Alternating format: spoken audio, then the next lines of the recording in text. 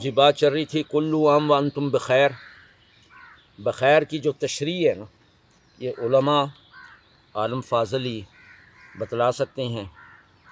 یہ ناقص علم عاجز بندہ کوشش کرے گا، شاید کو دل میں بات اتر جائے.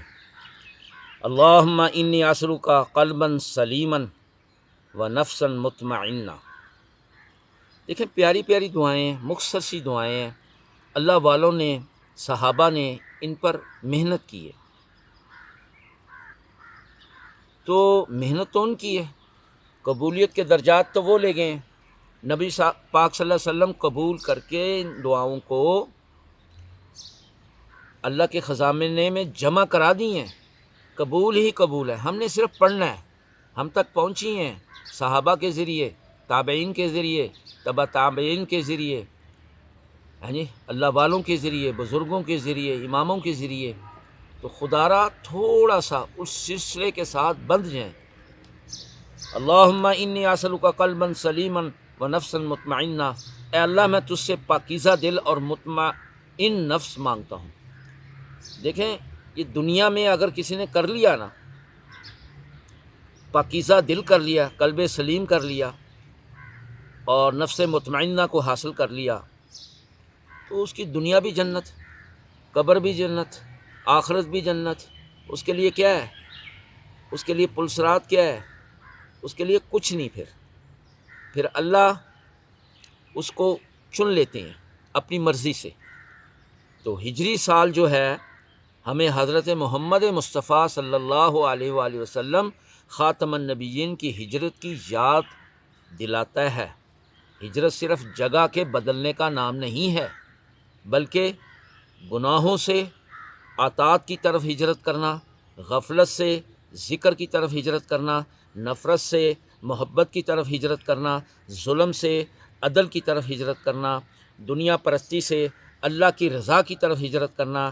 اے اللہ، جس طرح تو وقت کو بدل دیتا ہے، رات کو دن کر دیتا ہے، دن میں رات کو نکال دیتا ہے، سالوں کو بدل دیتا ہے، لمحوں کو بدل دیتا ہے، تو یا اللہ ہمارے دلوں کو بھی اپنی اطاعت، نبی پاک صلی اللہ علیہ وسلم کی اطاعت میں، محبت میں، فرما برداری میں، اور آپ اور صلی اللہ علیہ وسلم کے قرب سے ہمیں بدل دے.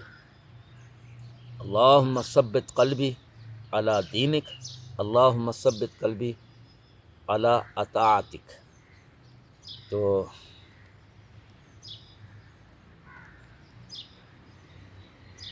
تو ہمیں اللہ تعالیٰ یہ محرم الاحرام کے اول 10 ایام جو ہے نا، یوم عاشوراء تک، یہ بہت قیمتی ایام ہے. ہر لمحہ بہت قیمتی ہے. صرف ایک دعا کو میں دوبارہ رپیٹ کرتا ہوں، کلو عام وانتم بخیر. اس کو پھیلا دو، اٹھتے بیٹھتے یہ پڑھتے رہو. گھر میں داخل ہوں السلام علیکم کہو، سورہ اخلاص پڑھو اور زور سے کہو کلو عام وانتم بخیر. اگر سارا سال برکات نہ رہی نا، تو میں چہرے پہ ہاتھ پھیر کر دیکھو، آزما کر دیکھو، سمجھ آئی. اور اپنے اہل پر کھلا خرچ کرو، بخیلی نہ کرو. خدا کی قسم، اللہ یہ برکت جو ہے نا اللہ کی مٹھی میں پہلے کہہ دیا، رزق اللہ کی مٹھی میں، کشادگی اللہ کی مٹھی میں، سب کچھ اللہ کی مٹھی میں.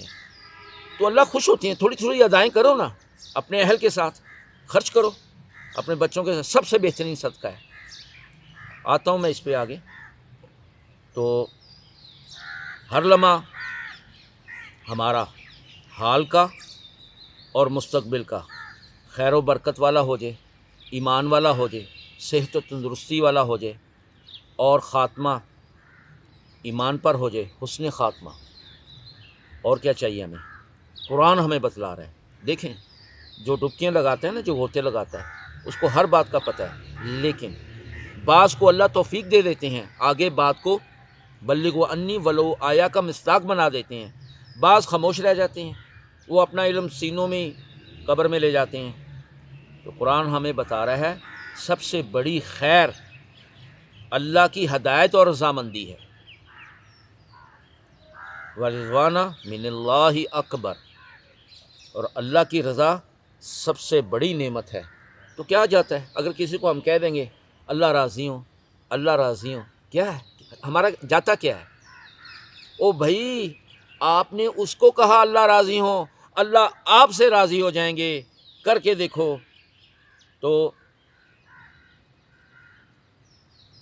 تو حقیقت میں ایمان محفوظ رہے، ہمارے دلوں میں اللہ کی محبت بڑھے، اعمال ہمارے دن بدن لمحہ بہ لمحہ نیکی کی طرف، خیر و برکت کی طرف، امن و سلامتی کی طرف، محبت و پیار کی طرف بڑھنے والے ہو جائیں، خاتمہ خیر پر ہو۔ ہاں جی، پیار کرو، پیار کرو، پیار کا پرچار کرو، کر کے تو دیکھو، کلو عام و انتم بخیر کا پرچار کرو۔ ہاں جی، یہ رسمی مبارکباد نہیں ہوتی، یہ مبارکباد ہے نا، کلو عام و انتم بخیر، دعا دینا ہے نا، بلکہ ایک جامع دعا ہے یہ۔ اللہ کرے کہ ہم سب کا ہر نیا سال گزشتہ سال سے زیادہ اللہ کے قرب کو، ایمان کی تر و تازگی کو، اندر اور باہر کے سکون کو، اندر اور باہر کی برکات کو اور خیر کا حامل ہو۔ یہ ہے مفہوم اس دعا کا، کلو عام و انتم بخیر۔ ایمان کی سلامتی، دل کا سکون، جسمانی صحت، اہل و عیال کی اگر خیر چاہتے ہو تو ایک دوسرے کو کہیں کلو عام و انتم بخیر۔ رزق میں برکت، نیک اعمال کی توفیق، گناہوں سے حفاظت، حسن خاتمہ، تو اس دعائی جملے کو کلو عام و انتم بخیر کو عام کریں۔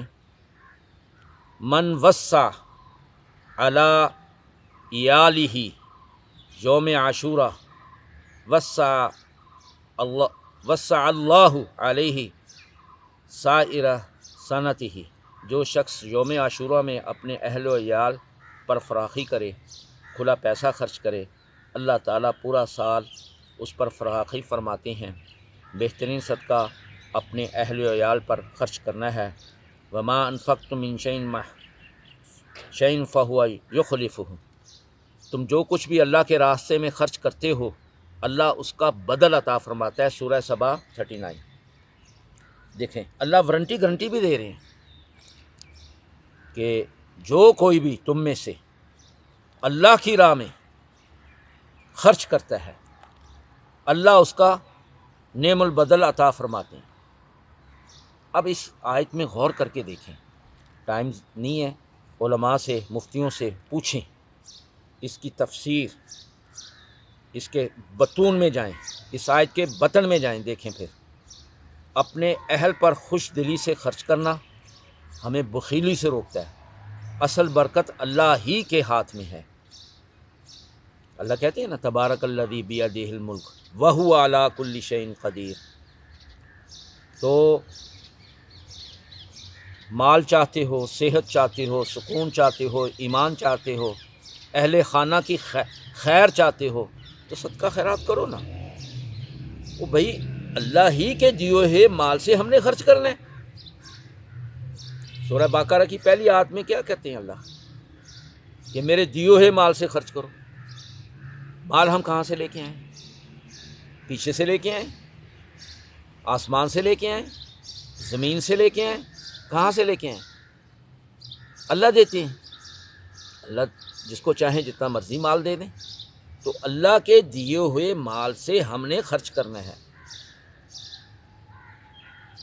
اگر چاہتے ہو پریشانیوں سے، دکھوں سے، تکلیفوں سے، بیماریوں سے حفاظت چاہتے ہو نا، تو خرچ کرو، اپنے اہل پر خرچ کرو، اپنے رشتہ داروں پر خرچ کرو، صلہ رحمی کی شکل میں ہمسایوں پر خرچ کرو، دوستوں پر خرچ کرو، اور کچھ تو کرو نا۔